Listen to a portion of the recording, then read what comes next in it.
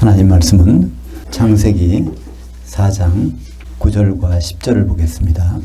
여호와께서 가인에게 이르시되 네 아우 아벨이 어디 있느냐? 그가 이르되 내가 알지 못하나이다. 내가 내 아우를 지키는 자이니까. 이르시되 내가 무엇을 하였느냐? 내 아우의 핏소리가 그 흙에서부터 내게 호소하느니라. 원전으로 바로 보는 창세기 4장 두 번째 시간입니다. 가인을 죽이려는 사람들은 누구인가? 이런 제목으로 말씀을 나누겠습니다. 지난 시간에 가인이 동생 아벨을 쳐 죽이는 장면이 나왔습니다.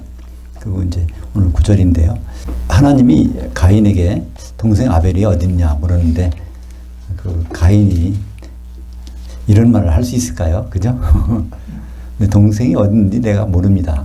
그런 모습이 바로 우리들의 모습이 될 수 있다는 생각을 해봤습니다. 그죠? 우리는 무심코 대답하지만은 그게 자연스럽게 나온다는 거죠.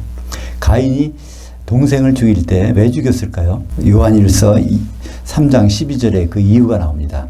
가인과 같이 하지 말라. 그는 악한 자에게 속하여 그 아우를 죽였으니 어떤 이유로 죽였느냐? 자기 행위는 악하고 그의 아우의 행위는 의로움이니라. 가인이 죽인 이유에 대해서 그랬습니다. 이건 마귀, 사탄이 그 속에 들어가서 그렇게 하도록 행동했다는 것입니다. 그러니까 하나님이 이런 내용을 너무나 잘 아시잖아요. 그러니까 가인이 하나님의 질문에 대답할 때 이것에 대해서 화내지 않으셨어요. 그냥. 다음 절에 볼까요? 이르시되 내가 무엇을 하였느냐? 내 아우의 핏소리가 그 흙에서부터 내게 호소하느니라. 하나님은 피가 반드시 보응을 한다는 거예요. 피값은 반드시 효력을 나타낸다는 것입니다. 그죠? 그래서 이 아담이 무슨 일을 했죠? 농사하는 일이라고 우리 말을 듣는데 그거는 원문에 보면 아담아, 흙을 아바드, 섬기는 일을 했다는 거예요. 그러니까 하나님이 안 도와주셔도 내가 흙을 섬기면은 여기서 내가 먹고 살게 해주겠다는 그런 생각으로 사는 사람인데 그 흙이 과연 무엇이냐 하면은 그 아벨의 피로 흙이 적셔지니까 그것은 다시 효력이 나지 않는다는 것입니다. 그 다음에 이제 11절에 나오지만요. 그래서 여기서 하나님이 그 피를 굉장히 중요하게 여기세요. 그러니까 결국 무슨 피가 중요한 거죠? 예수님의 피, 어린 양의 피, 그것이 중요한 것이고 그 피가 결국 무엇을 만들어냅니까? 아담의 피가 그 아내를 만들어내죠. 갈비뼈를 뽑아서 그때 피가 나왔겠죠. 그래서 결국 아내를 만들어내는 것을 나오는데 그래서 피라는 것은 우리는 그냥 피를 생각할 때 좀 약간 끔찍하게 생각하고 좀 좋지 않은 감정을 가지는데 하나님은 그 피를 보기를 좋아하세요.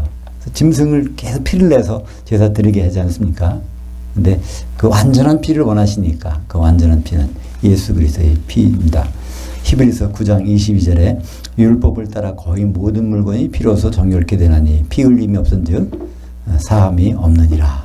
그래서 이 피를 통해서 이제 예수님이 오신다는 것을 미리 말씀하고 계시고, 근데 이 피는 히브리 말로 뭐라고 그러죠?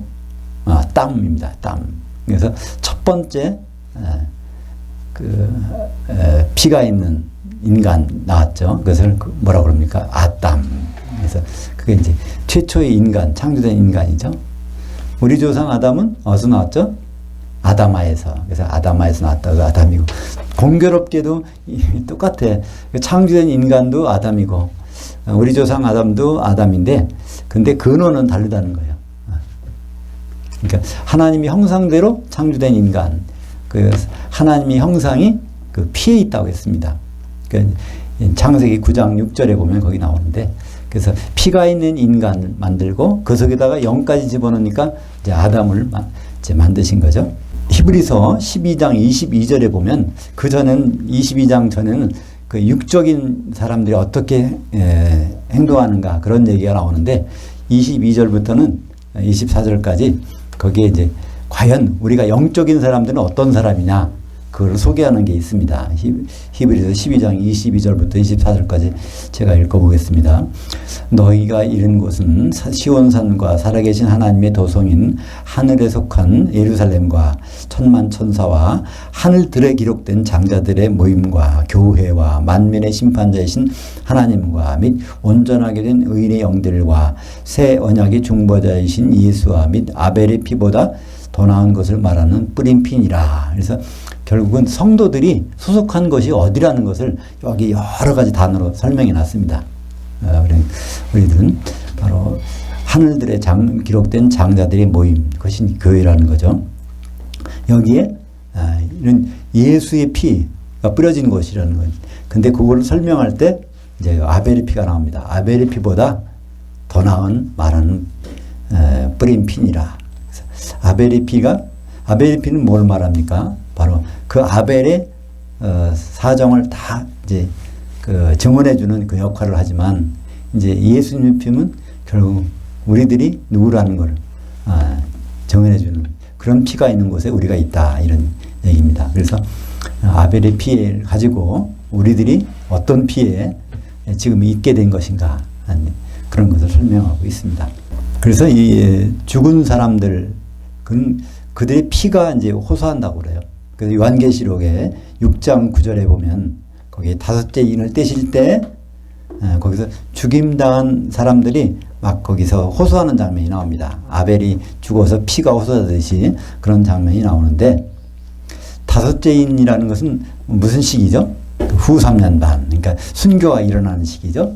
첫째 인, 둘째 인, 셋째 인까지는 바로 교회 시대에 나타난 일들이고 넷째 인일 때 청황색 말, 이제 초록색 말이 나타났을 때 죽이는 권세를 갖고 있는데 죽이지는 않죠.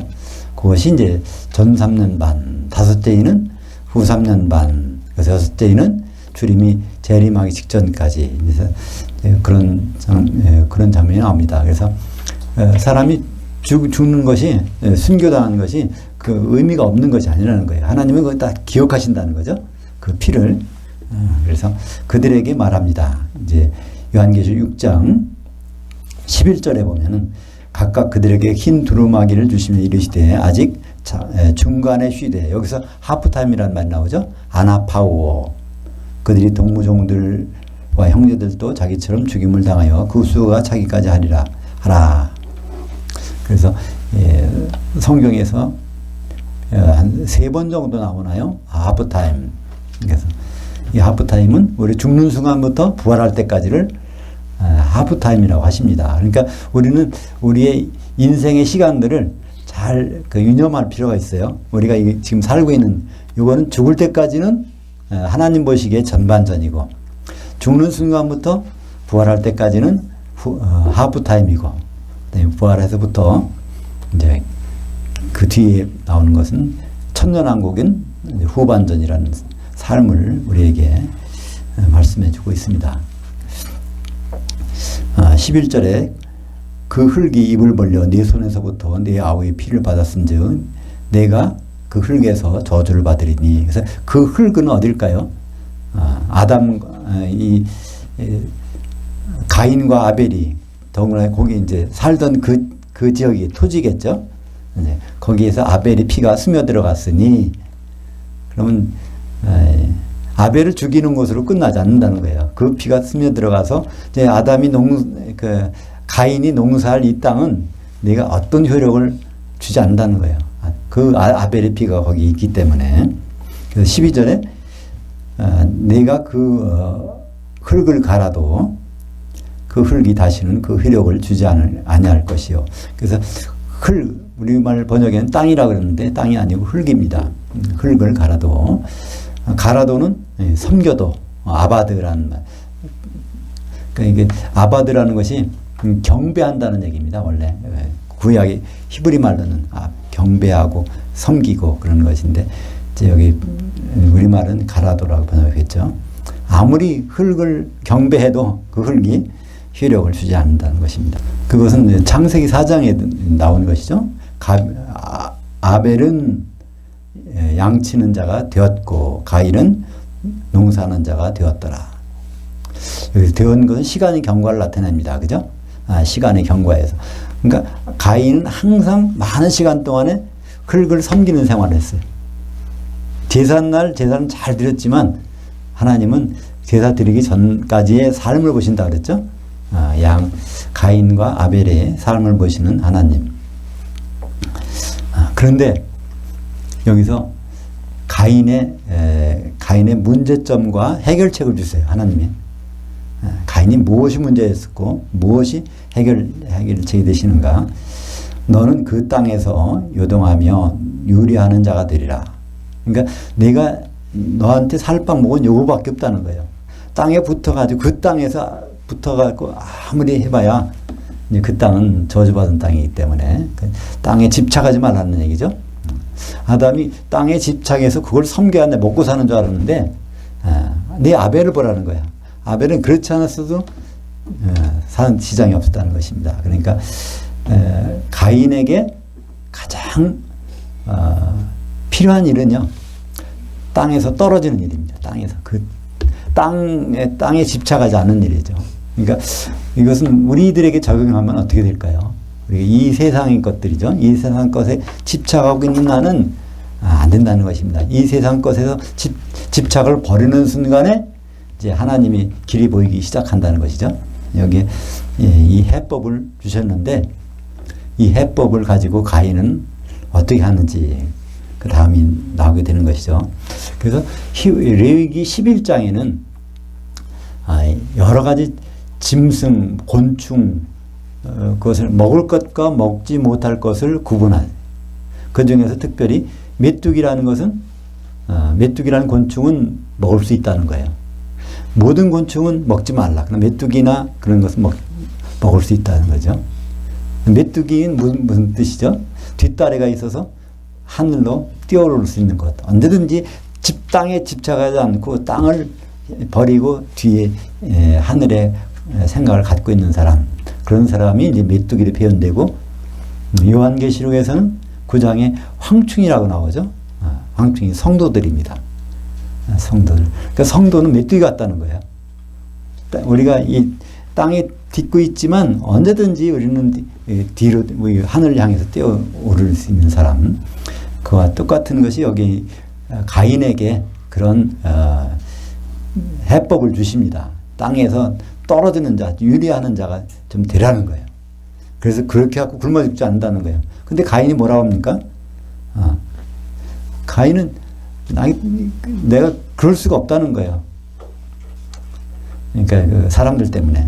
근데 11절에 보니까 13절에 가인이 여호와께 아뢰되 내 죄벌이 들어올리기가 너무 무겁습니다. 그래서 이 죄벌이라는 것은 처벌입니다. 그러니까 하나님이 나에게 처벌하셨는데 이게 정말 감당할 수가 없다는 거예요. 내가 땅에서 어떻게 떨어집니까? 땅에 떨어지는 순간부터 나는 죽게 되는데, 그 다음이 나오죠?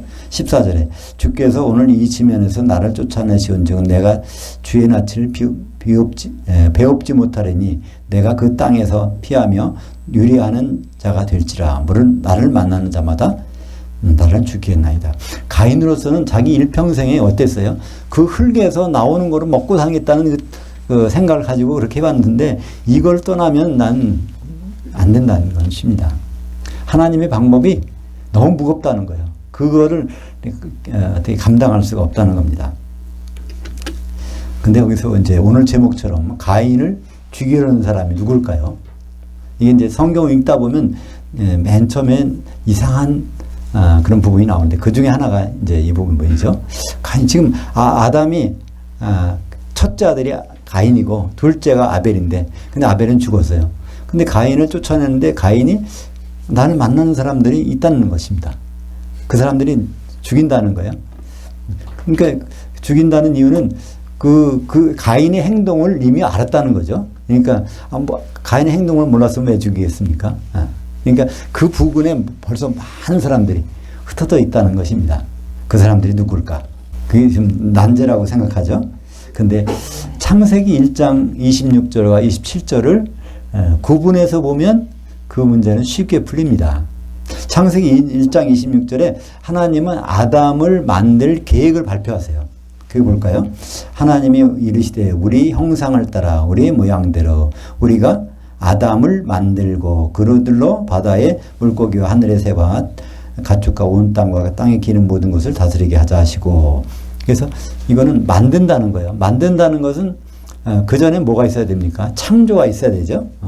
만든다는 건 재료가 있다는 얘기입니다. 그래서 여기에는 하나님의 형상과 하나님 모양대로 이제 만든다는 거예요. 계획이 두 가지가 있어요. 근데 창세기 1장 27절에는 한 가지만 나와요. 형상만 있게 만드는 거예요. 피가 있는 인간.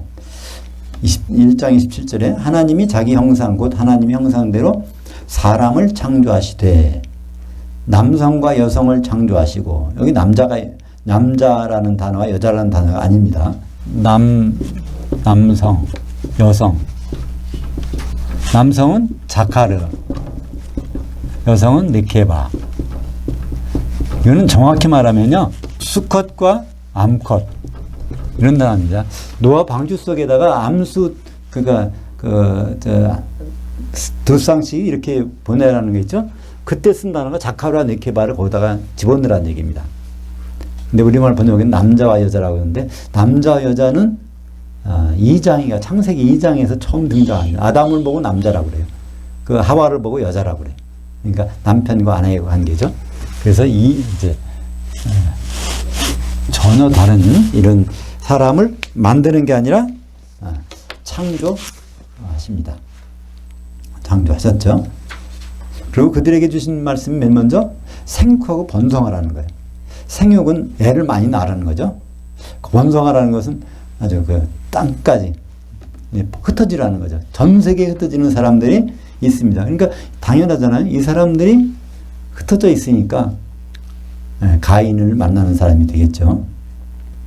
근데 이제 조금 한 번 더 자세히 살펴서 과연 모양이 뭔지, 하나님의 모양이 뭔지 살펴보면은 창세기 2장 7절에 여호와 하나님이 흙의 티끌로 아담을 지으시고, 거기 아담 지으신 장면이 나와요. 근데 생명의 영을 불어넣어서 산혼이 되게 하셨으니까 거기다 모양이란 말을 안 쓰고 영을 집어넣었다고 했어요. 근데 모양이란 말은 어디 또 나오죠? 창세기 5장 1절에 이것은 아담의 계보를 적은 책이니라. 하나님이 사람을 창조하신 날에, 여섯째 날에 어떤 일이 있었냐면은 하나님의 모양대로 아담을 지으셨다는 겁니다. 그러니까 여기는 하나님 모양대로 아담을 지으셨는데 창세기 2장 7절은 생명의 영을 집어넣은 거니까 하나님의 모양은 바로 영이라는 것을 알 수 있죠. 그래서 가인이 우려하는 사람들은 누구죠? 영이 없는 사람들, 창조된 인간, 흩어진 사람들, 그 사람들이 당연히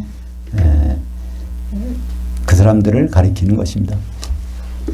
뭐 의외로 아무것도 아닌 건데 우리는 굉장히 복잡하게 생각하게 되는 이유가 창세기 1장에서 이거를 뭐라고 생각했어요? 남자, 이걸 여자 이렇게 번역해 놓으니까 남자는 분명히 우리 조상 아담이란 말이에요. 이거는 하와란 말이에요. 그러니까 이걸 구별을 안 해놓으니까 이렇게 복잡한 게 나옵니다. 그러니까 창세기 1장에서 창조된 인간을 남성과 여성 또는 수컷과 암컷이라는 단어만 썼어도, 그렇게 번역했어도 그런 오류는 안 나오는데 그렇습니다. 그리고 더구나 아담을 사람이라고 이렇게 번역하면은 좀 이해하기 곤란해요. 창세기에서는 아담과 사람을 구분해 주는 게 이해하기 쉬워요. 근데 우리말 번역에서는 그걸 어떤 때는 아담으로 번역했다가 어떤 때는 사람으로 번역했다가 이렇게 구분 안 가게 번역해 놨습니다. 그러니까 그 중에 하나가 창세기 5장 1절은 그걸 제대로 번역한 거예요. 이것이 아담이 계보를 적은 책이니라. 하나님이 사람을 창조하신 날에 이렇게 번역해 놨어요. 이렇게 아담과 사람을 구분해 놨단 말이에요. 원전에는 다 아담이에요. 발음이 아담. 그죠? 근데 이제 이걸 해석하는 사람은, 번역하는 사람은 이렇게 구분해 와야 되죠. 15절을 보겠습니다. 여호와께서 그에게 이르시되 그렇지 아니하다. 가인을 죽인 자는 벌을 7배나 받으리라 하시고 가인을 위하여 기념비를 세우사 그를 만나는 모든 사람에게서 죽임을 면케하시니라. 그러니까 모든 것이 정말 우리의 상상을 뛰어넘잖아요. 내 동생 죽이는 자이니까, 그러니까 하나님은 혼내지 않으세요. 그래서 내가 이 벌이 너무 심하니까 저 사람들 난 죽이겠나이다. 그래 죽어도 싸다. 그런 것이 우리 생각일 수 있잖아요. 그죠? 죄를 졌으니까 동생을 죽인 놈이 저 사람들은 맞아 죽든 말든 뭐겠어요. 근데 하나님의 대답은 의외예요. 전부가. 그건 무엇을 말할까요? 하나님은 그 생명에 대해서 애착을 가지고 그거를 하나님께 간구하는 사람은 외면하지 않겠다는 얘기잖아요. 그거를 여기서 우리에게 주신 말씀은 그겁니다. 아무리 죽을 죄를 져도 심지어 살인죄를 진 사람이라도 하나님께 그 생명에 대해서 애착을 갖고 하나님께 매달리면 하나님은 반드시 그 방법을 주신다는 것을 여기서 나타내고 있습니다. 근데 우리말 번역에서 여기서 아담에게 표를 줘서 이마에 표를 줘서 뭐 죽이지 못하겠다 이렇게 번역된 것처럼 되어 있는데 그건 번역이 그렇지 않죠. 가인을 위하여 기념비를 세우사. 아담에게 가인에게 표를 주어서 어떻게 한 것이 아니라 가인을 위하여서 기념비를 세워놨다는 거예요. 큰 탑을 세워놨다는 거예요. 그 모든 사람이 그 탑을 바라보는데 거기에는 뭐로 써 있어요? 그러니까 가인을 죽이는 자는 벌을 7배나 받게 한다. 가인의 이마에 표이 있다면 누가 가인을 만나기 전까지는 그 하나님이 뭔지를 모르잖아요. 그럼 뒤에서 본 사람은 그냥 뒤에서 쳐 죽일 수도 있어요. 그러나 하나님은 모든 사람이 보는 앞에서 그 기념비를 딱 세워놨어. 가인을 죽이면은 그 벌에 7배나 받는다. 그러니까 살인죄 7배 배를 받는다니까 아무도 죽일 수가 없죠. 가인이 아무리 싫어도 그를 죽이면 내가 7배를 어떻게 받아? 그러니까 그 기념비란 오트를 세워놨다는 겁니다. 세우다. 그래서 기념비를 세우는 하나님. 그러니까 하나님도 대단하세요. 왜 그랬을까요? 가인을 위해서. 그러니까 가인을 통해서 하나님이 하시던 계획을 이루시려고 하는 거겠죠?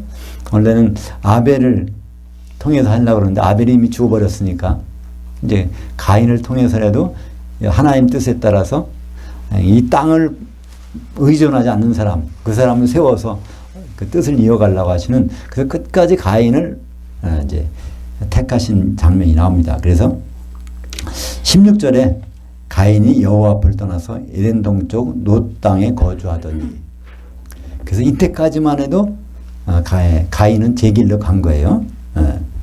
놋 땅에 놋이라는 것은요 방랑이라는 뜻입니다. 유리하는 자가 되리라. 유리하다가 누드인데 그의 명상이 놋이에요. 그러니까 이 사람은 하나님 말씀에 순종해서 땅에 집착하지 않고 이리저리 방랑하는 그런 삶을 산 것입니다. 그래서 그렇게 거주하더니 이것은 정착했다는 단어가 아닙니다. 거기에서 임시로 거주한 것을 나타내죠. 정착했던 단어는 샥한인데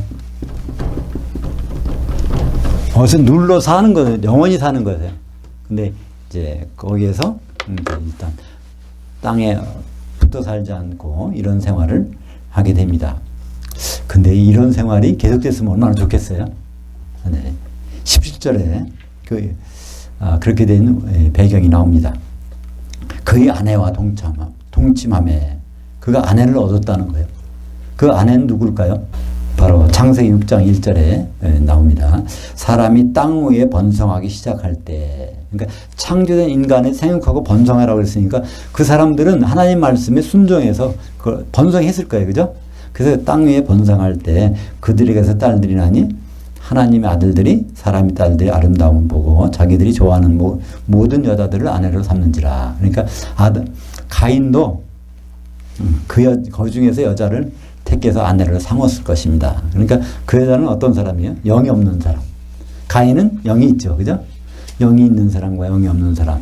결혼하니까 그 자손들은 영이 없는 사람이죠. 그러니까 가인까지는 영이 있어요. 근데 가인의 아들부터는 이 영이 없는 혼만 있는 이제 사람들입니다.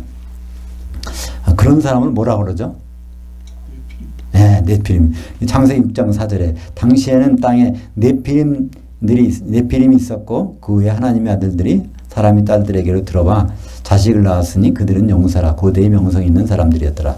그래서 네피림이란 말은 우리가 들으면은 성경에서 본 대로 그대로 하면 아 힘이 센가 보다 거인인가 보다 그렇게 생각하는데 문자적으로 네피림은 탈락자예요.